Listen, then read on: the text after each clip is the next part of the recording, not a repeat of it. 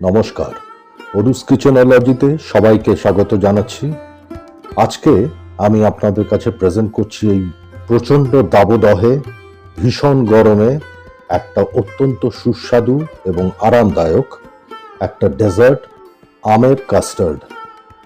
এটা আমের কাস্টার্ড, আমি পিওর আমের কাস্টার্ড এই জন্য বলবো যে আমের কাস্টার্ডের মধ্যে অনেকে ডিফারেন্ট ফ্রুটস, ড্রাই ফ্রুটস এগুলো ইউজ করেন, কিন্তু তাতে আমি দেখেছি পার্টিকুলারলি যদি বিভিন্ন ফ্রুটস ইউজ করা হয়, অন্যান্য ফল ইউজ করা হয়, তাহলে পরে আমের গন্ধটা কিন্তু সেভাবে পাওয়া যায় না। যার জন্য আমি পিওরলি আমের পাল্প বানিয়ে এই কাস্টার্ডটা আপনাদের সামনে প্রেজেন্ট করছি। আপনারা দেখুন, আশা করি আপনাদের পছন্দ হবে। আমি প্রথমে খানিকটা দুধ ফুটিয়ে সেটা ঠান্ডা করে কাস্টার্ড পাউডারের সাথে মিশিয়ে নিচ্ছি। যতটা কাস্টার্ড পাউডার দিয়েছি তার প্রায় ডাবল, অলমোস্ট দ্বিগুণ দুধ মিশিয়ে একটা লাম্প ফ্রি, যাতে দানা না থাকে, এরকম একটা ঘোল মতো বানিয়ে নিতে হবে। এবারে গ্যাস অন করে একটা বড় কড়াই বসিয়ে অল্প একটু জল দিলাম। জলটা দিলে পরে, যেহেতু এরপর দুধ দিচ্ছি, দুধ দিলে দুধটা নিচে লেগে যাওয়ার চান্সটা কম থাকবে, কারণ দুধের টেম্পারেচারটার সাথে সাথে খুব গরমের কন্ট্যাক্টে আসবে না। দুধটা দিয়ে খুব ভালো করে প্রথমে হাই ফ্লেমে ফুটিয়ে নিতে হবে। যতক্ষণ না ফুটছে ততক্ষণ ধৈর্য ধরে একটু হালকা নাড়তে থাকুন। খেয়াল রাখবেন নিচের দিকে যাতে লেগে না যায়, এবং কড়াইয়ের ধারগুলো একটু চেঁচে দিতে হবে মাঝে মাঝে, যাতে সর না পড়ে। দুধ খুব ভালো মতো ফুটলে পরে ফ্লেমটাকে আমরা মিডিয়াম করে দেব।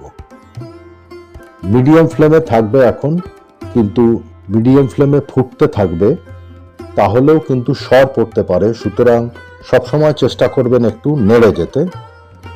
ফ্লেম মিডিয়াম করার পর দিয়ে দিচ্ছি 5 টেবিল স্পুন মতো চিনি। চিনিটা কোয়ান্টিটি নির্ভর করবে আমটা কতটা মিষ্টি তার উপর। যে যতই আলফানসো আমের কথা বলুক, আমি বিভিন্ন রকম আম খেয়ে দেখেছি, অনেকের মতামত নিয়ে দেখেছি যে সব থেকে ভালো আম বোধহয় আমাদের বাংলার, পশ্চিমবঙ্গের, যেটা আমের সিজনে, পিক সিজনে হিমসাগর আম হয়, তার মতো সুস্বাদু সুগন্ধের আম এবং অত মিষ্টি আম হয় না। এখনো বাজারে হিমসাগর কলকাতায় ঠিক মতো আসেনি। আমি গোলাপ খাস আম দিয়ে এই রেসিপিটা করলাম। শুধু খেয়াল রাখতে হবে এমন আম নিতে হবে যাতে আঁশ কম থাকে।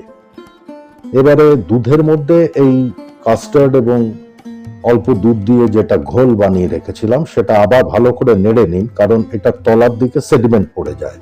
সেডিমেন্ট যেন না থাকে, ভালো করে নাড়তে হবে। আর অল্প অল্প করে গরম দুধের মধ্যে আমি দিচ্ছি, এবং কন্টিনিউয়াসলি অল্প দেবেন আর সাথে সাথে নাড়বেন। তা না হলেই কিন্তু এটা দলা পাকিয়ে যাবে, লাম্প হয়ে যাবে। সেটা যাতে না হয়, এবারে পুরো মিশ্রণটা আমি দিয়ে দিলাম।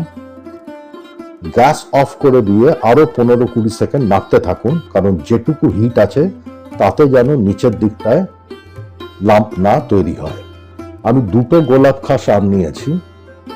আমের এই যে আমরা দুধের যে মিশ্রণটা বানালাম কাস্টার্ড দিয়ে, সেটার সাথে আমের 1.5 খানা আমের আমি শাঁসটা নিয়ে নিয়েছি, সেটা মিক্সিতে পেস্ট করে, এই যে দেখুন, এটা একটা পিউরে বা পেস্ট বানিয়ে সেটা আমরা মিশিয়ে দেব এই যে কড়াই থেকে যে মিশ্রণটা নিয়েছি দুধ এবং কাস্টার্ড পাউডারের, সেটার মধ্যে আমের পাল্পটা এইভাবে একটা চামচ দিয়ে খুব ভালো করে মিশিয়ে দিতে হবে। আর অর্ধেক আম, 2 আমের মধ্যে অর্ধেক বা তার থেকে একটু কম আম আমি পাল্পগুলো, মানে শাঁসটা ছোট ছোট কিউবের মতো কেটে রেখেছি। ওটা ফাইনাল একটা ডেকোরেশনের জন্য, গার্নিশিং এর জন্য। এই মিশিয়ে নেওয়া হয়ে গেলে ফ্রিজে 2 ঘন্টা রেখে দিন। 2 ঘন্টা পরে ফ্রিজ থেকে বের করুন এবং সাজিয়ে দিন এই অপূর্ব ডেজার্ট, অপূর্ব কাস্টার্ড, আমের কাস্টার্ড বা ম্যাঙ্গো কাস্টার্ড। আমি 2 বাটিতে সার্ভ করে দেখিয়ে দিচ্ছি। ফ্রিজ থেকে এই কাঁচের বোলটা আমি ফ্রিজে রেখেছিলাম, তার থেকে সার্ভিং বোলের মধ্যে আমি দিয়ে দিলাম দুটো বাটিতে। এবার দুটো বাটিতে দিয়ে দেওয়ার পরে একটু বুঝতেই পারবেন যে এটা খুব একটা ঘন মিক্সচার হয়েছে। হালকা করে একটু ঠুকে দিন, যার জন্য আমি নিচে একটা কাপড় রেখেছি। হালকা ঠুকে দিলে ভেতরে কোথাও আর কোনো গ্যাপ থাকবে না।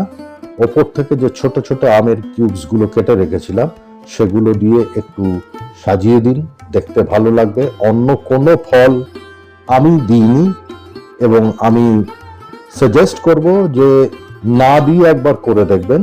শুধু অল্প কাজু এবং আমন্ডস আমি ছোট ছোট করে চপ করে নিয়েছিলাম, সেটা একটু গার্নিশিং এ ইউজ করলাম, ব্যবহার করলাম। এর বাইরে আম বাদে আর অন্য কিছু দেব না, দিচ্ছিও না। সাবস্ক্রাইব করুন অরুস কিচেনোলজিকে, সঙ্গে থাকুন, উৎসাহ দিন। সবাই ভালো থাকুন, আবার দেখা হবে খুব শীঘ্রই। ধন্যবাদ।